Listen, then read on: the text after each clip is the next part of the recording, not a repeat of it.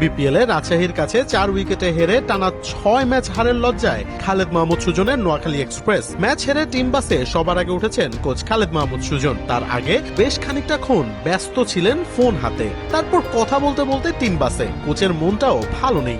Match শেষে সৌম্য জানালেন ব্যাটাররা ভালো করছে না বলে ম্যাচ হারছে। আমাদের ব্যাটসম্যানরা এরকম ভাবে ক্লিক করতে পারে নাই।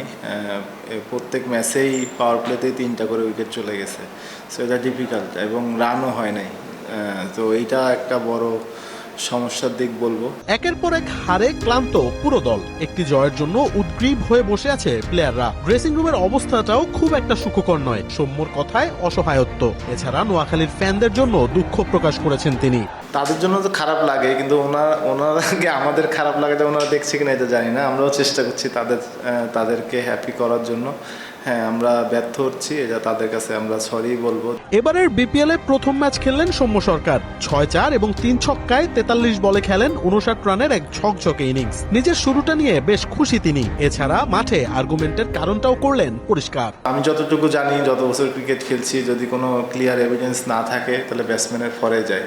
কিন্তু আমার কাছে যেটা মনে হয়েছিল, এই জন্য আমি আর কি আর্গিউ করেছি এটাই। মোহাম্মদ আদনান, দেশ টিভি, সিলেট।